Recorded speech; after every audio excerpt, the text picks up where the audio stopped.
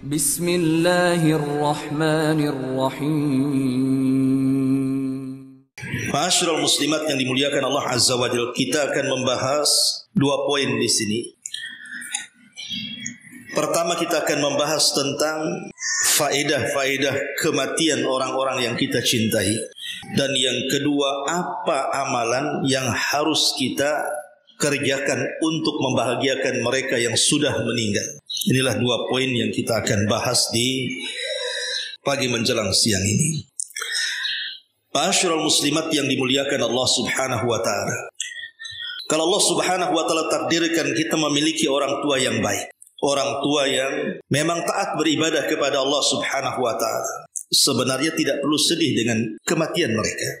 Karena pertama, bahwa kematian mereka, orang-orang yang kita cintai, yang ketika di dunia mereka memang orang baik, taat beribadah, memiliki akhlak dan muamalah yang baik kepada manusia. Dengan meninggalnya mereka, sebenarnya mereka akan mendapatkan rahmat Allah Subhanahu wa taala secara penuh. Karena dalam sebuah hadis Nabi SAW mengatakan, inna lillahi mi'ata rahmatin anzala minha rahmatan wahidatan bainal jinni wal insi wal bahaimi wal hawa fabiha yata'atafuna wa biha yatarahamuna wa biha ta'tiful wahshu ala waladiha wa akharallahu 99 rahmatan yarhamu biha ibadahu yaumal qiyamah.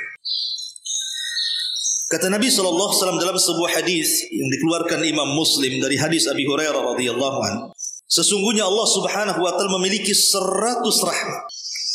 Dari 100 rahmat tersebut hanya 1 yang diturunkan Allah ke bumi kepada jin, manusia, hewan jinak dan juga buas. Dengan rahmat tersebut mereka saling mengasihi, saling menyayangi, dan dengan rahmat itu pula binatang buas dapat menyayangi anaknya. Adapun yang 99 rahmat Allah yang lainnya, maka hal itu ditangguhkan Allah, karena Allah hanya akan memberikan kepada hamba-hamba yang saleh pada hari kiamat. Artinya bahwa kalau seandainya orang tua kita meninggal dan mereka orang baik, taat beribadah kepada Allah Subhanahu wa taala, orang tua saleh dan salehah, baik muamalah, maka sesungguhnya mereka sudah mendapatkan rahmat yang luas dari Allah setelah kematiannya. Bayangkan 1 rahmat saja yang Allah turunkan ke bumi, itu sudah cukup, satu dengan yang lainnya saling menyayangi. Bagaimana kalau seandainya yang satu digabungkan menjadi 99 rahmat itu menjadi 100 rahmat dan Allah berikan pada kita pada hari kiamat? Tentu ini sebuah karunia dan nikmat yang Allah berikan kepada orang-orang yang meninggal setelah kematian mereka. Makanya satu hari Hammad ibn Salamah rahimahullahu ta'ala dikunjungi oleh seorang ulama besar namanya Sufyan Ats-Tsauri. Jadi Hammad ibn Salamah ini sakit. Datanglah seorang alim namanya Sufyan Ats-Tsauri rahimahullahu ta'ala. Maka Sufyan Ats-Tsauri mengatakan kepada Hammad ibn Salamah, ya Aba Salamah, atara yaghfirullahu limithli. Wahai Aba Salamah, bagaimana pendapatmu tentang aku? Apakah Allah akan mengampuni dosa-dosaku? Maka Hammad mengatakan, wallahi law khayyartu baina muhasabatillahi iyaya wa baina muhasabati abawayya lakhtartu muhasabatallahi ala muhasabati abawayya wa dzalika anna Allah ta'ala arhama bi min abawayya. Kata Hammad kepada Sufyan Ats-Tsauri, demi Allah, seandainya kelak setelah kematianku aku dihadapkan di hadapan Allah, kemudian aku disuruh memilih, yang menghisabku itu Allah atau yang menghisabku kedua orang tuaku, demi Allah, kata Hammad, aku lebih baik dihisab oleh Allah dibandingkan kedua orang tuaku, karena Allah jauh lebih sayang kepadaku dibandingkan kedua orang tuaku. Begitu kata para ulama. Jadi tidak perlu sedih dengan kematian orang-orang yang saleh.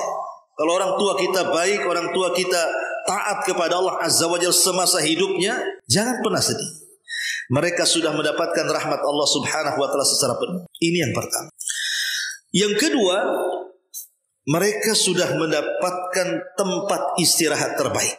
Istirahat dari apa, Bu? dari kepenatan dunia, dari kesusahan dunia, dari tempat ujian yang sangat luar biasa di dunia. Mereka sudah memiliki tempat istirahat yang tepat untuk mereka. Satu hari Nabi SAW lewat jenazah di hadapannya dan di hadapan para sahabat. Kata Nabi SAW, mustarih wa mustarahu minhu. Faqalu, maka sahabat mengatakan, mal mustarihu wa mal mustarahu minhu ya Rasulullah. Kata Nabi SAW ketika ada lewat jenazah, tiba-tiba Rasul bersabda di hadapan para sahabat. Apa kata Nabi SAW? Terkadang jenazah itu ada orang yang mendapatkan kenyamanan alias istirahat, dan ada pula orang-orang lain yang menjadi nyaman istirahat karena kematiannya. Para sahabat bertanya, Rasul, siapa orang yang mendapatkan kenyamanan saat kematiannya atau istirahat saat kematiannya, dan siapa pula orang-orang yang menjadi aman orang lain merasa istirahat dari kematiannya? Kata Nabi SAW, al-abdul mu'min yastarihu min nasabid dunya wa adha, wal abdul fajir yastarihu minhul ibad wal bilad wasyajar wad dawab.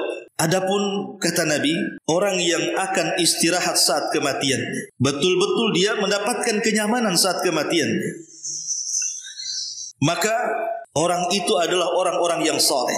Mereka beristirahat dari kepenatan dunia, dari keletihan dunia, dari kesulitan dunia. Betul-betul mereka tinggalkan itu semua dan tidak akan pernah merasakan lagi kepenatan, dan mereka akan mendapatkan kebahagiaan. Adapun orang yang meninggal orang lain yang istirahat dari dia adalah hamba fajir, gemar maksiat. Maka hamba Allah yang lainnya, negeri-negeri, pepohonan serta hewan-hewan merasa senang dari gangguannya. Dari hadis ini kita tahu, kalau seandainya orang tua kita ini meninggal dunia dan mereka orang-orang baik, orang-orang saleh, enggak perlu sedih. Mereka sudah beristirahat. Mereka sudah mendapatkan kenyamanan.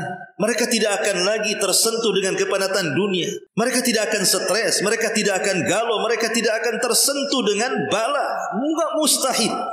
Mereka sudah mendapatkan kenyamanan terbaik yang Allah berikan kepada mereka. Jadi apa yang disedihkan? Ini yang kedua. Yang ketiga, mereka sudah berjumpa dengan orang-orang yang mereka cintai. Disebutkan dalam sebuah hadis, dari hadis Abi Hurairah radhiyallahu anhu, Nabi SAW mengatakan, "Idza hudhiral mu'min atathu malakur rahmah biharirati bayda fayaquluna ukhruji radiyatan mardiyatan 'ank ila ruhillah wa raihan wa rabbun ghairi ghadban fatakhruju ka'atiya birihil miski hatta annahu la yunawiluhu ba'duhum ba'dha hatta ya'tuna bihi babas sama' fayaquluna ma atyaba hadhihi ar-rih allati ja'atkum minal ardi fayatuna bihi arwahal mu'minin falahum ashaddu farahan bihi min ahadikum bighaibihi yakdamu alaihi fayas'alunahu madza fa'ala fulan fayaquluna da'uhu fa innahu kana fi ghammid dunya. Kata Nabi SAW, apabila seorang mukmin ketika meninggal dunia, maka akan datang para malaikat rahmat dengan membawa sutra putih, dan mereka berkata, keluarlah dalam keadaan redha dan diridhoi menuju rahmat dan rezeki dari Allah yang sangat luas. Kemudian kembalilah menuju Rabb yang tidak akan murka lagi kepadamu. Kemudian ruh itu keluar, tiba-tiba mengeluarkan bau harum seharum misk. Kemudian sebagian malaikat memindah-mindahkan ruh tersebut kepada sebagian yang lainnya, sehingga para malaikat pembawa ruh tersebut menuju pintu langit, dan mereka para malaikat yang berada di langit sana berkata, betapa wanginya bau orang ini yang kalian bawa dari bumi. Kemudian mereka pun membawanya kepada ruh-ruh orang-orang yang beriman. Dipertemukan ruh-ruh dengan orang-orang yang beriman yang sudah meninggal sebelumnya. Mungkin kalau suaminya dulu meninggal duluan, dan suaminya orang saleh, istrinya kemudian nyusul dan istrinya juga salehah, itu akan ketemu turuhnya tuh. Atau dengan saudara-saudara kita yang seiman, dengan pasangan-pasangan kita yang saleh dan salehah, akan ketemu tuh nanti. dengan ruh-ruh orang yang beriman, dan mereka sangat bahagia dengan kedatangannya melebihi yang hilang. Dan kemudian datang kepadanya, kemudian mereka berkata, apa yang telah dilakukan si fulan, apa yang telah dilakukan si fulan. Kemudian mereka berkata, biarkanlah dia, istirahatkan dulu dia, jangan ganggu dulu dia, sesungguhnya dia masih merasakan kegundahan dunia, katanya. Artinya apa yang disedihkan lagi kematian orang tua kita kalau mereka orang baik, kalau mereka orang saleh, kalau mereka orang yang taat kepada Allah dan Rasulnya. Mereka sudah berjumpa dengan orang-orang yang mereka cintai. Jadi kalau seandainya ibu suaminya meninggal dunia, jangan ibu lah, yang lain aja. Nanti betul-betul pula besok meninggal pula.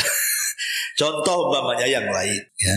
Ada seorang istri meninggal suaminya taat, soleh, baik. Kemudian ibu pula menyusut, nanti ruhnya ibu ketemu dengan suami, ya. Begitu juga orang tua kita, mungkin tinggal satu orang tua kita, kan, ibu kita atau bapak sudah meninggal duluan, dan kita tahu, kita kenal kedua orang tua kita orang baik, orang soleh. Jangan sedih kita. Mereka sudah berjumpa dengan orang-orang yang mereka cintai. Ini yang ketiga. Yang keempat, dengan kematian mereka, orang-orang tua kita yang kita cintai itu, atau orang-orang yang kita cintai itu, hakikatnya mereka sudah berhenti dari maksiat yang menyebabkan mereka diazab. Orang kalau sudah meninggalkan sudah nggak maksiat lagi.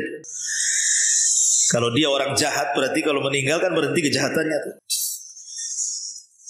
Dia tidak lagi durhaka kepada Allah dan Rasulnya, karena orang sudah meninggal. Tapi kalau seandainya mereka orang baik, mereka orang baik, orang tua kita ini orang baik, minimalnya mereka pulang membawa kebaikan mereka. Karena percuma juga kalau seandainya usia kita dipanjangkan, usia orang tua kita dipanjangkan, usia pasangan kita dipanjangkan, kalau usia itu tidak berkah, dipenuhi dengan maksiat, mati lebih baik daripada hidup lama kemudian penuh maksiat, kan? Makanya Nabi SAW mengatakan dalam sebuah hadis yang dikeluarkan Imam Tirmidzi, khairun nasi man tala umruhu wa hasuna amaluhu. Sebaik-baik manusia, kata Rasul, orang yang dipanjangkan umurnya, baik pula lah amalan. Kata Nabi SAW, wa syarrun nas man tala umruhu wa sa'a amaluhu. Dan seburuk-buruk manusia adalah yang dipanjangkan umurnya, jelek pula amalannya. Kalau seandainya orang tua kita ini dipanjangkan umur dan mereka orang baik, alhamdulillah, berarti ada kesempatan mendapat pahala. Tapi kalau mereka orang jahat, dipanjangkan pula umurnya, makin banyaklah dosa dia. Kalau seandainya meninggalkan kejahatannya, bersyukurlah supaya orang tua kita tidak banyak hisab pada hari kiamat, itu maksudnya. Ma'asyiral musliman wal muslimat rahimani wa rahimakumullah. Ini yang keempat. Kemudian yang kelima, hakikatnya mereka sudah mendapatkan balasan terbaik.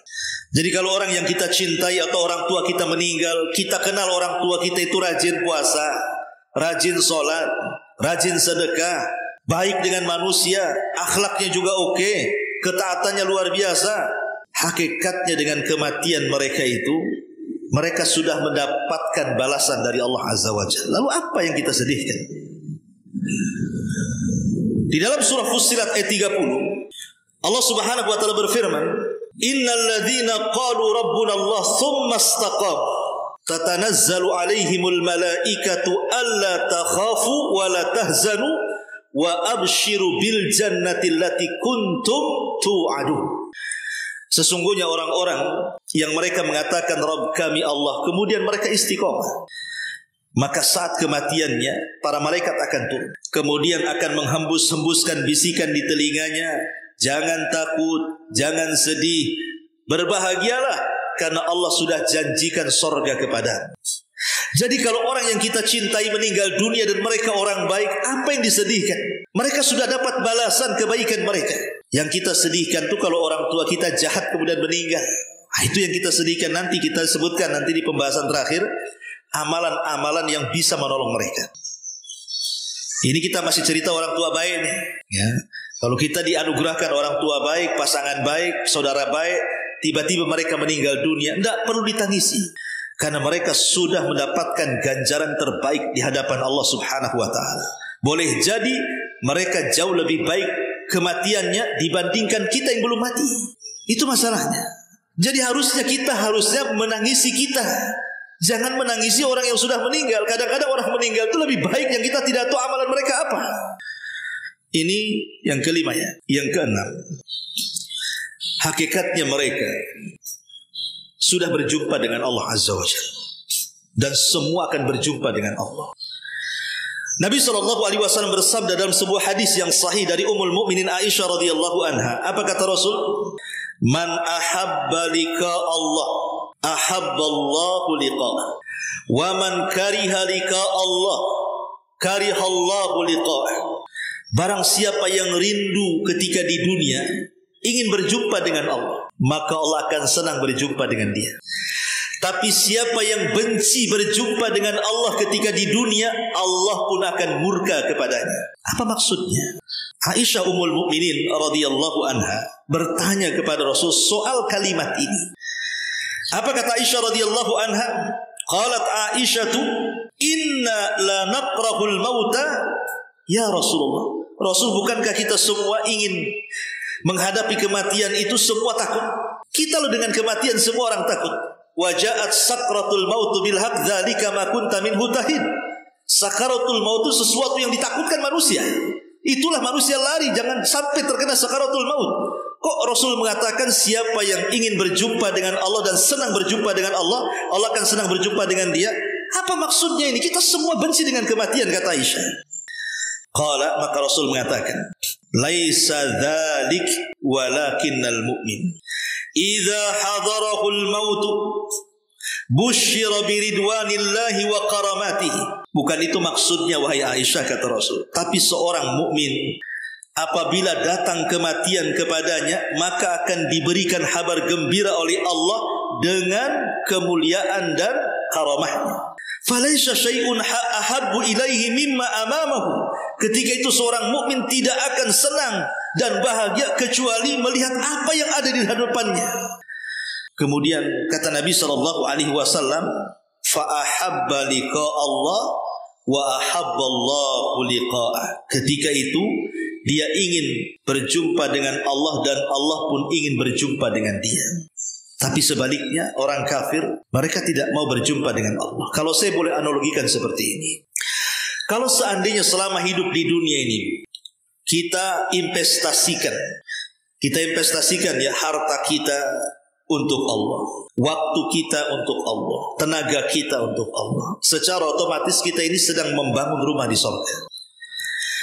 Berarti kita tidak sedang membangun rumah di dunia, karena harta kita bangun surga. Tenaga kita bangun surga.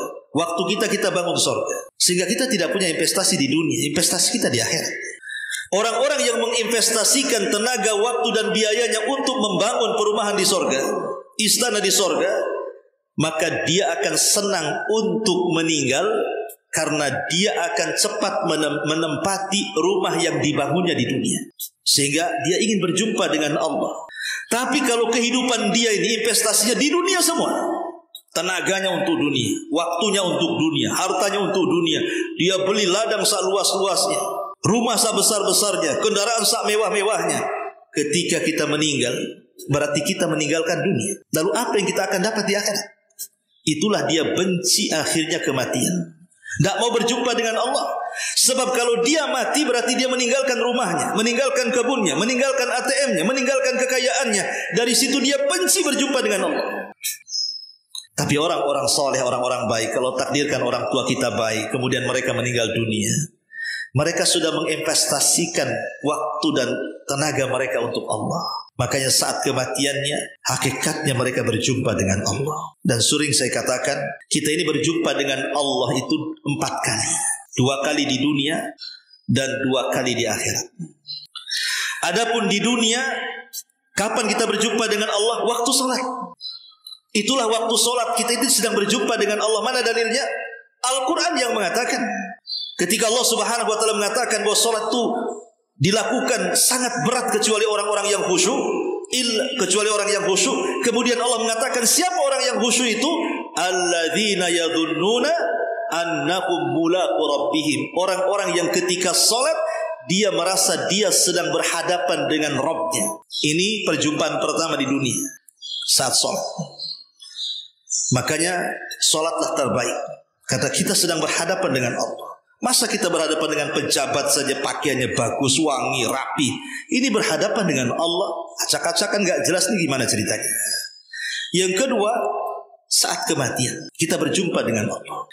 Karena ruhnya seorang mukmin dalam hadis Bara bin Azib yang panjang sekali yang disebutkan oleh Sahih Bukhari dan Muslim itu, ruhnya seorang mukmin yang sudah dikain kafankan dari sutra dari sorga dan wangian yang bau itu diangkat ke langit. Dan catatannya mengikuti di bawahnya. Dia akan menembus langit pertama, kedua, sampai ketujuh. Kemudian berjumpa dengan Allah. Apa kata Allah? Kembalikan ruh ke dalam jasadnya, angkat catatannya, letakkan fil illiyin. Ini perjumpaan kedua dengan Allah saat kematian. Dua-duanya di dunia dan di akhirat. Pertama di padang mahsyar. Allah mengatakan dalam Al-Quran, wa ja'a rabbuka wal malaku saffan saffa. Dan Rabbu akan datang sementara malaikat bersaf-saf. Kemudian Allah perintahkan jahanam untuk digeret, kemudian ditampakkan di hadapan manusia di padang mahsyar. Kata Rasul, jahanam itu memiliki 70.000 tali kekang. Setiap satu tali kekang digeret 70.000 malaikat. Di situ manusia akan memandang Allah. Dan yang terakhir tentu di sorga. Itulah yang disebutkan dalam Al-Quran az-ziyadah, tambahan nikmat yang lebih nikmat dibandingkan sorga itu sendiri. Perjumpaan kita dengan Allah. Ini yang keenam. Jadi tidak perlu sedih dengan kematian orang tua kita yang baik, yang soleh, yang taat, atau pasangan kita yang kita cintai sementara mereka orang soleh dan soleha. Mereka hakikatnya sudah berjumpa dengan Allah. Dan yang keenam, yang ketujuh, mereka sudah mendapatkan nikmat badan. Kita belum mendapatkan nikmat badan di dunia. Karena kita di dunia ini nikmat sebentar, susahnya banyak. Tertawa sebentar, sedihnya banyak. Berkumpul sebentar, pisahnya banyak. Itulah orang hidup di dunia. Wa tilkal ayyam nudawiluha bainan nas, kata Allah. Manusia itu diputar hari-hari, tidak mungkin dalam satu kondisi. Manusia itu kadang sedih, kadang senang, kadang menangis, kadang tertawa, kadang berkumpul, kadang berpisah, kadang galau, kadang bahagia. Itulah manusia. Tapi orang-orang saleh, orang-orang baik, kalau mereka meninggal dunia, maka mereka sudah akan mendapatkan nikmat badan. Nikmat badan itu, badan mereka akan dibentuk. Yang dulu mungkin di dunia hitam, jelek, kriwil, keriting atau apa namanya. Atau di dunia dia cacat, pincang, tidak jelas. Mungkin buta, mungkin tuli, mungkin tidak bisa bicara. Mungkin banyak cacat ketika di dunia. Tapi setelah kematian gak ada cacat lagi. Tidak akan tuli lagi. Tidak akan buta lagi. Tidak akan gila lagi. Bahkan Allah bentuk fisiknya sebaik mungkin. Ingat ketika Rasulullah SAW menceritakan tentang penduduk sorga. Ala dha'fir riwayah, walaupun sebagian riwayatnya lemah kata para ulama, tapi dikuatkan hadis yang lain. Bahwa penduduk sorga itu hati mereka seperti hati Nabi Ayub. Wajah mereka seperti wajah Nabi Yusuf. Dan postur tubuh mereka seperti postur Adam alaihissalam. Sempurna mana lagi? Tidak ada manusia yang paling tampan kecuali Nabi Yusuf. Tidak ada hati yang paling lembut kecuali Nabi Ayub. Dan tidak ada postur tubuh segagah Adam alaihissalam. Dan itu kita akan dapati itu semuanya. Ma'asyiral muslimat yang dimuliakan Allah Azza wa Jalla, ini sekali lagi kalau orang tua kita orang baik. Kalau orang tua kita ahli solat, ahli puasa, ahli tahajud, ahli zikir, ahli-ahli yang lainnya, muamalahnya baik, akhlaknya baik, tidak perlu sedih dengan kematian mereka. Mereka sudah mendapatkan yang terbaik. Masalahnya kalau orang tua kita ini jahat, ya solat tapi akhlaknya jelek, ataupun mungkin solatnya bolong-bolong, atau puasanya juga suka-suka dia, tapi dia muslim. Dia meninggal dalam keadaan muslim. Kita tidak cerita orang kafir. Kalau cerita orang kafir langsung masuk neraka. Kita nggak mau cerita orang kafir. Orang kafir, orang musyrik, orang murtad, munafik, keyakinan itu semua masuk neraka, kekal di dalamnya, nggak ada cerita. Kita cerita ini orang tua kita muslim, tapi mungkin imannya suka kurang ketika di dunia, masih melakukan maksiat.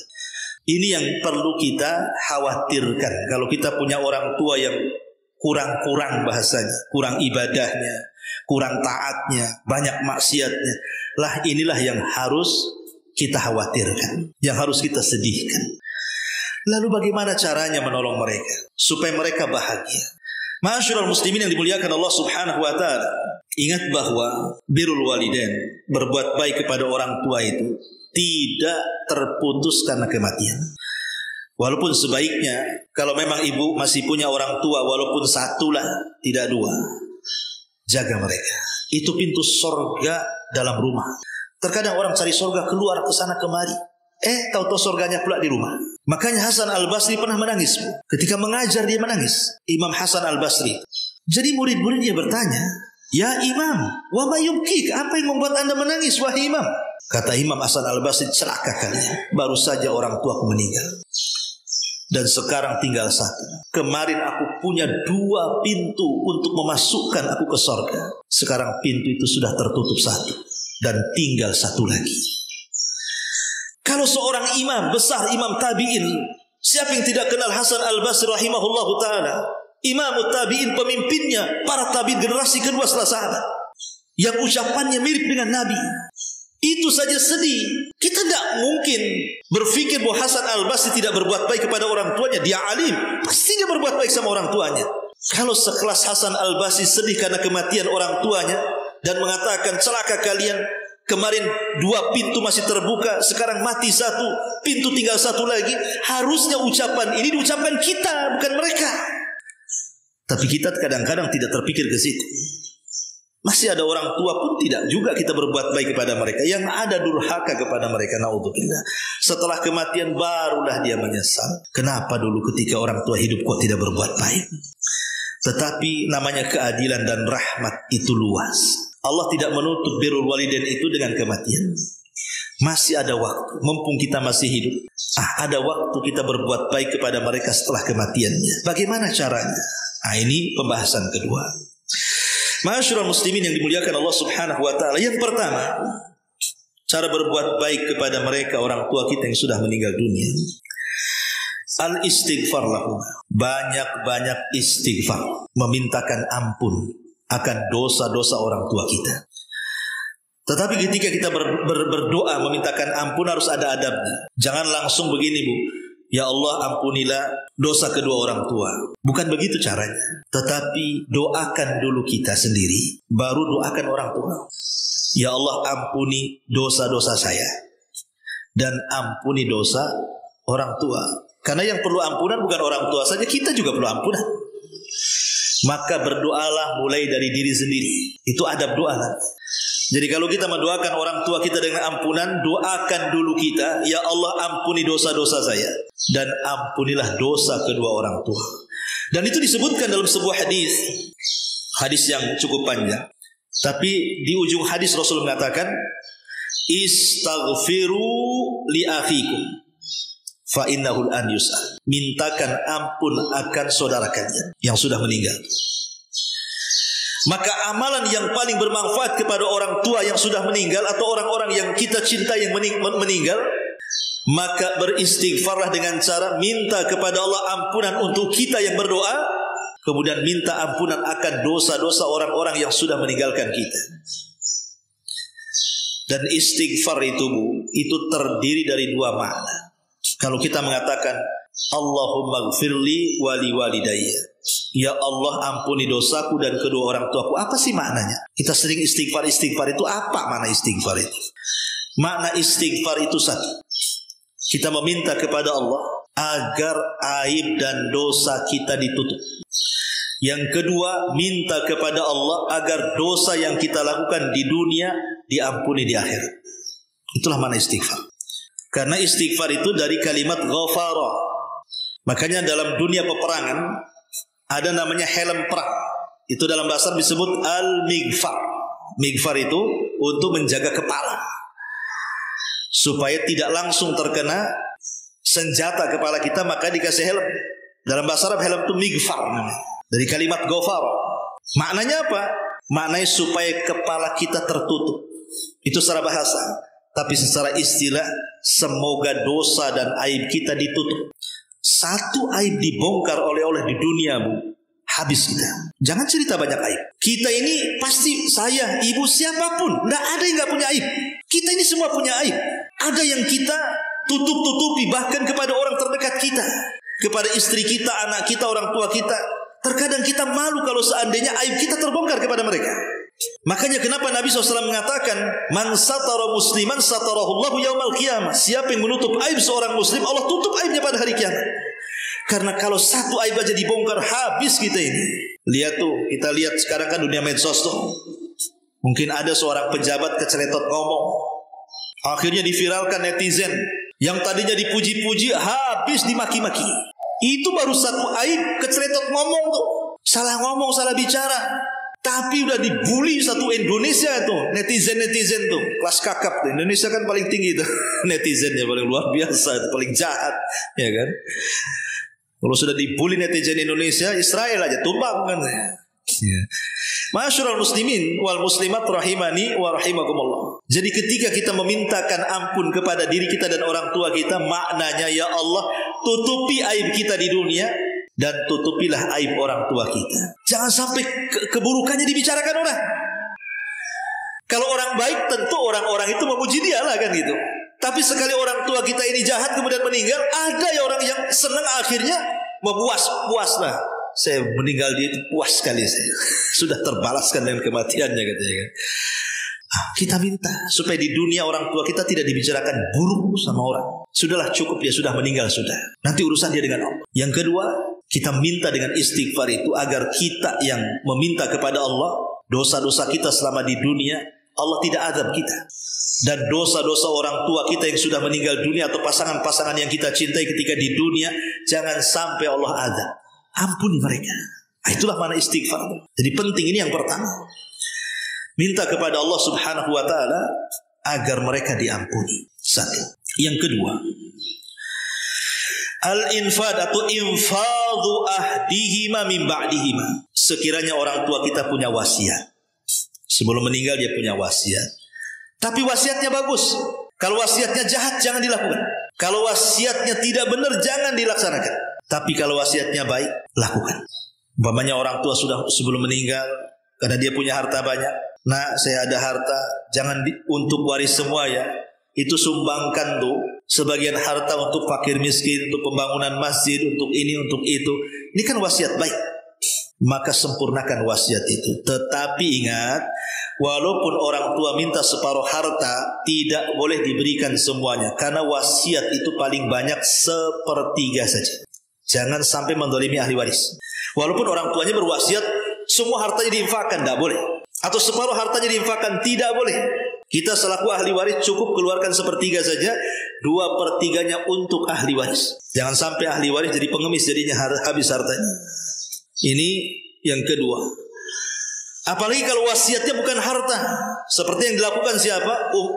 Umar bin Abdul Aziz rahimahullah ta'ala.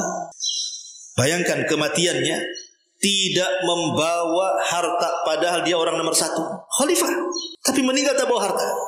Hanya beberapa dinar saja dia bawa. Tapi apa katanya Umar bin Abdul Aziz kepada anak-anaknya? Aku tidak pernah meninggalkan harta untuk kalian. Karena kalau seandainya aku tinggalkan harta kepada kalian dan kalian menjadi orang jahat, maka aku menjadi wasilah kejahatan kalian. Tapi aku wasiatkan kalian untuk bertakwa kepada Allah. Karena siapapun yang bertakwa kepada Allah, harta akan mengikut kalian. Subhanallah, wasiat Umar bin Abdul Aziz. Ketika sudah meninggal, anak-anaknya baik-baik. Bahkan anaknya kaya-kaya. Bahkan sebagainya para penyumbang untuk para mujahid fisabilillah.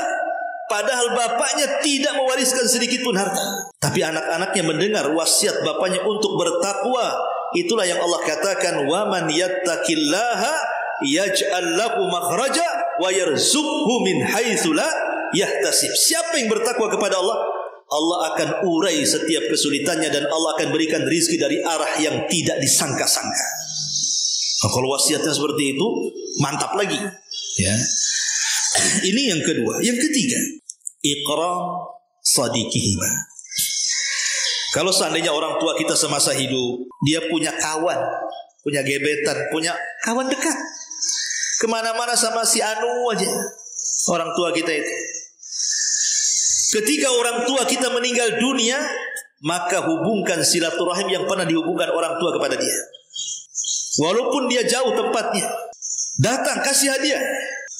Maaf Pak, saya ini Anaknya si Anu kan kawan bapak, iya, saya kasih hadiah. Tolong doakan bapak saya. Begitu caranya. Dan itu dilakukan Umar bin Khattab radhiyallahu anhu dan juga putranya Ibnu Umar radhiyallahu anhu. Sampai-sampai Ibnu Umar itu berjumpa dengan Arab Badui setelah kematian ayahnya Umar bin Khattab. Tiba-tiba hartanya dikasih semua, unta-untanya dikasih dia. Zaman dulu kan kendaraannya unta, bukan hanya pakaiannya, uang, untanya ambil. Jadi kata muridnya Ibnu Umar itu, ya Ibnu Umar, cukuplah kau kasih serban. Itu Arab Badui itu tidak senang itu. Kenapa kau kasih semua sama dia, katanya. Ibnu Umar mengatakan, celaka engkau. Dia adalah orang yang ketika bapakku hidup, dia suka dengan dia, makanya aku kasih. Seperti itu. Ini birrul walidain ketika kematian. Karena kalau seandainya kita baik dengan kawan-kawan orang tua kita, dia akan mendoakan bapak kita, akan mendoakan emak kita, akan mendoakan orang-orang yang kita cintai. Ini yang ketiga. Yang keempat, kata para ulama, as-sadaqatu fihim, bersedekah untuk keduanya. Dari semua amalan yang tidak ada perselisihan ulama sampai atau tidak sampai, hanya ada dua. Dari semua amalan yang pahalanya akan sampai kepada orang mati, tanpa ada khilaf ulama, tidak Syafi'i, tidak Hambali, tidak Hanafi, tidak Maliki, semua madhab sepakat, hanya ada dua. Pertama doa, dan tadi saya sudah jelaskan doa istighfar, dan yang kedua sedekah. Adapun yang lainnya diperselisihkan para ulama. Ada yang mengatakan sampai, ada yang mengatakan tidak. Seperti pahala baca Quran, perselisihan ulama. Ada yang mengatakan sampai, ada yang tidak. Seperti menghajikan orang tua, ada yang sampai, ada yang tidak. Seperti berkorban untuk orang tua, ada yang mengatakan sampai, ada yang mengatakan tidak. Pokoknya yang lain diperselisihkan ulama. Kita tidak membahas perselisihan, tapi kita cerita yang disepakati saja, biar enak, jelas. Kalau kita beramal sampai, gitu maksudnya. Sedekah. Dan kalau bisa sedekah itu yang sifatnya mengalir. Seperti apa? Wakaf. Itu wakaf itu mengalir. Pamannya bangun masjid, ya, masjid kan dipakai terus. Bangun madrasah, bangun pesantren, yang sifatnya dipakai terus. Tapi kalau ngasih makan habis gitu saja. Ya.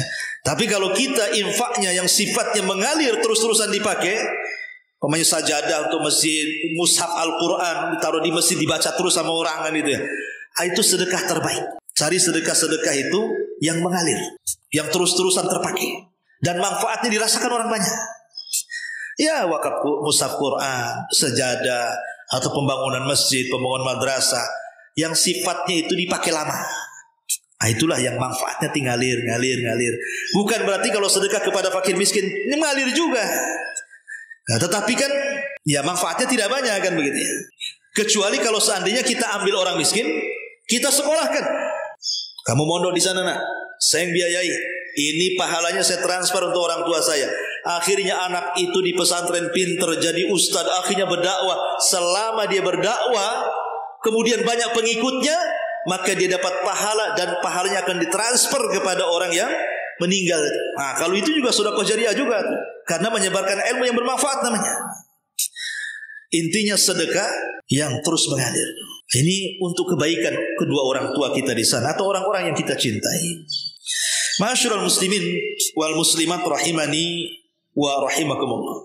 Termasuk juga kalau seandainya Allah takdirkan orang tua kita ini pulang membawa hutang, meninggal membawa hutang. Hutang itu kan macam-macam Bu ya. Ada hutang ya uang, itu banyaknya gitu ya. Ada hutang nazar, ada hutang kafaroh, semacam hutang dalam Islam. Kalau itu hutang-hutang yang sifatnya nazar, umpamanya dia pengen puasa keburu meninggal, ya anaknya mau puasakan. Ya.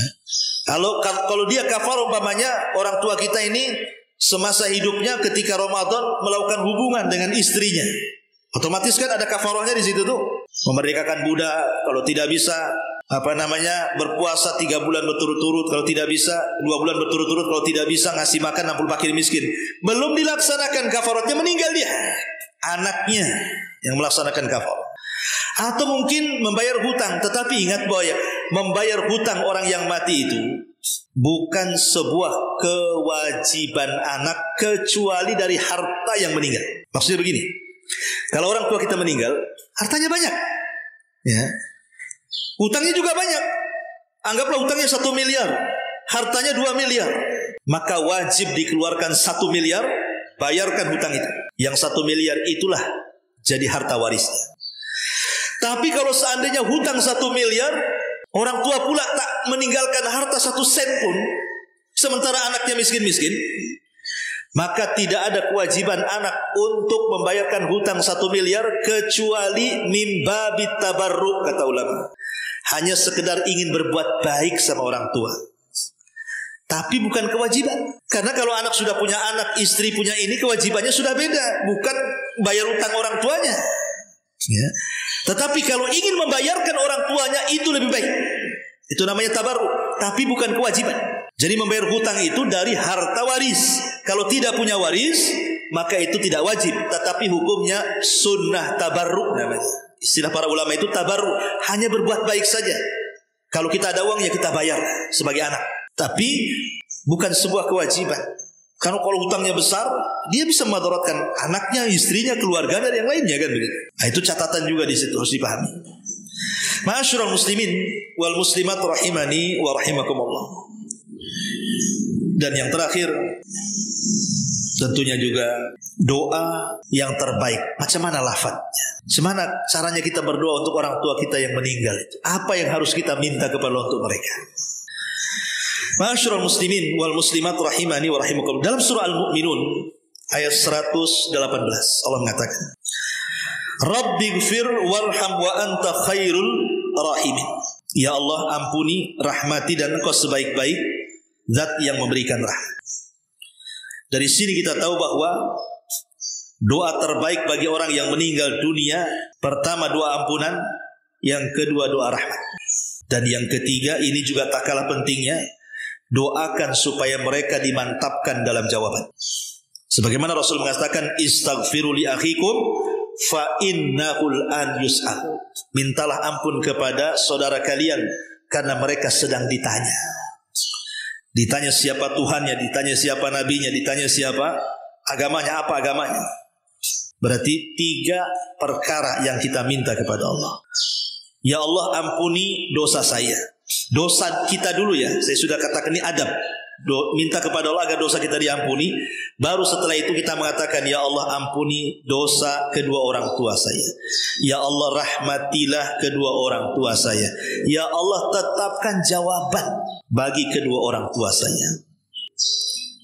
Ustaz, orang tua saya sudah lama dikubur. Walaupun sudah lama dikubur, memang dalam hadis itu ketika pertanyaan malaikat mungkar dan nakir itu ketika dikubur. Tetapi kita terus meminta kepada Allah, karena kita tidak tahu tentang alam gaib. Alam kubur kan kita tidak tahu, hanya Allah yang tahu.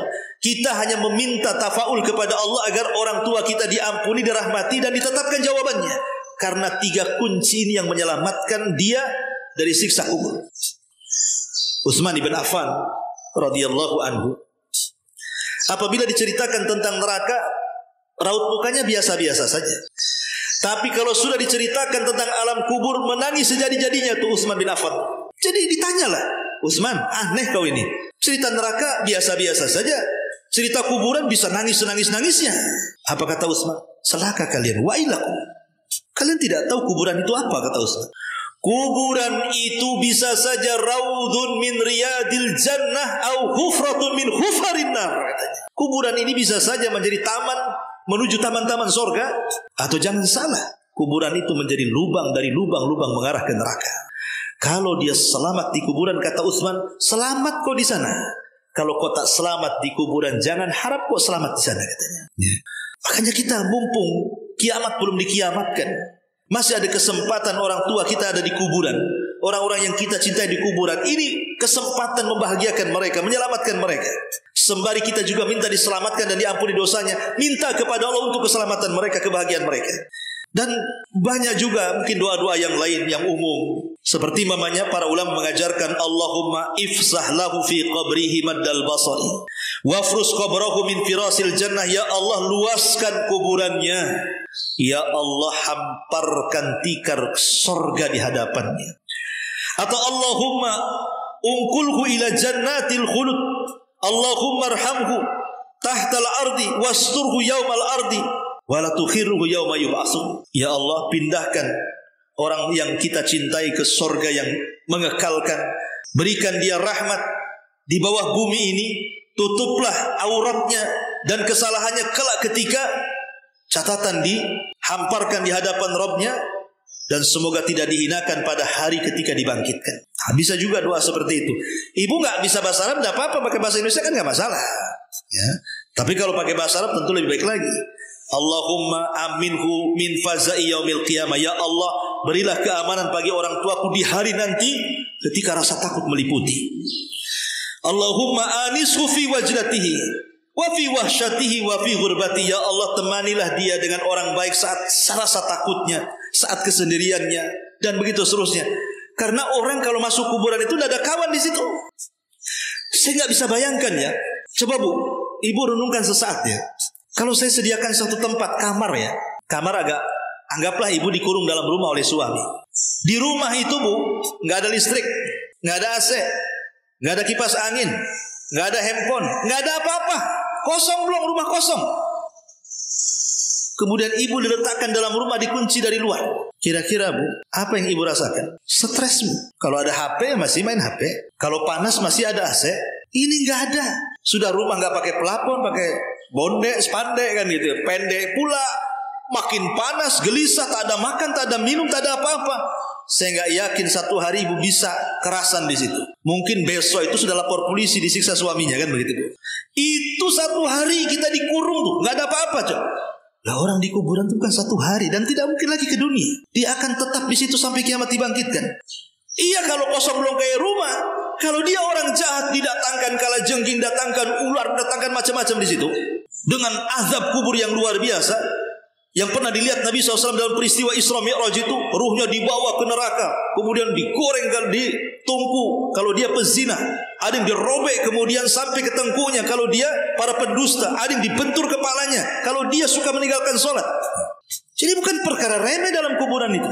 Makanya kenapa kita selalu berdoa sebelum salam dalam sholat itu, Allahumma inni a'udzubika min adzabi jahannam, wa min adzabil qabri, wa min fitnatil mahya wal mamat, wa min syarri fitnati masihid dajjal. Itu kita baca setiap sholat itu. Ya Allah, aku berlindung dari azab jahannam, dari azab kubur, dari fitnah kehidupan dan kematian, dari jeleknya fitnah dajjal. Kita minta kepada Allah itu setiap sholat, mau wajibnya mau sunnahnya sebelum salam, dari fitnah kubur. Karena kondisinya coba ya kan, kalau kita mati sekarang, kiamatnya ratusan tahun lagi, berapa lagi kita hidup di kuburan tuh nunggu kiamat? Coba kalau kita berpikir soal itu, kenapa Rasulullah SAW sampai mengatakan kuntu nahaitukum an ziyaratil kubur fazuruha. Dulu kularang kalian ziarah kubur, sekarang berziarah kubur. Supaya apa? Tudzakirukumul akhirah. Dengan melihat kubur itu loh, kita teringatkan dengan akhirat. Dengan kematian bahwa kita juga akan masuk juga ke liang lahat. Makanya ketika kita masuk saja, salam kita apa? Assalamualaikum ya ahlad diyar minal mu'minina wal muslimin. Wa inna insyaallahu bikumul lahikun. Keselamatan wahai penduduk kubur dari kalangan kaum mukminin dan kaum muslimin. Kami juga akan nyusul kalian. Salamnya saja sudah menunjukkan kita diingatkan dengan kematian. Tapi berapa banyak orang yang lewat di kuburan hanya lewat saja. Contoh antum dari sini nih, dari ibu-ibu kan dari sini ke Batu Haji kan lewat kuburan Tamyang. Ada nggak perasaan ketika lewat kuburan itu bahwa kita juga akan menyusul? Liriklah sedikit. Ustaz, kalau malam lirik tidak bisa. Gak takut. Ya lewatnya jangan malam-malam. Kalau jam 1 ngelirik nanti pula yang dilihat lain pula di situ. Maksud saya itu kalau kita lewat kuburan minimalnya adalah di situ pelajaran. Kita akan seperti dia sehingga lewatnya kita dari sini Sekupang ke Batu Haji itu dapat pahala, diingatkan dengan kematian. Pulangnya pula kita sadar di sini. Yang tadinya keras jadi lembut, yang tadinya kasar jadi lembut, yang tadinya suka malas-malas ibadah jadi rajin ibadah. Kenapa? Diingatkan dengan kematian gitu. Tapi subhanallah, memang mungkin karena maksiat sudah terlampau banyak, hati pula sudah keras. Kadang kita yang mandikan, kita yang kafankan, kita yang kuburkan, pulang dari kuburan kayaknya biasa-biasa saja. Na'udzubillah summa na'udzubillah. Yang anehnya pula yang gali kuburan pula tak sholat. Hari-hari dia galikan kuburan tuh. Tak sholat pula ada di situ. Cara berpikirnya gimana orang kayak gitu? Hari-hari dia yang gali, hari-hari dia yang nanam. Harusnya orang yang seperti itu yang paling soleh. Kenapa? Hari-hari diingatkan dengan kematian. Lah ini hal-hal yang seperti ini kadang-kadang adalah pada hati kita. Boleh jadi kerasnya hati. Kenapa hati keras? Banyak maksiat itu saja sebenarnya. Kalau kurang-kurang maksiat, insya Allah hati makin lembut-lembut. Karena maksiat itu menodai titik hitam. Satu maksiat, satu titik hitam. Dua maksiat. Kalau ribuan maksiat, titik hitamnya juga ribuan dalam hati. Kalau sudah seperti itu kata Allah, kalla bal rana ala qulubihim. Kalau sudah wrong, menutup hati, udah. Dia tidak akan memandang yang ma'ruf itu ma'ruf, dan tidak akan memandang yang mungkar itu mungkar. Naudzubillah. Inilah diantara pembahasan di siang pagi hari ini.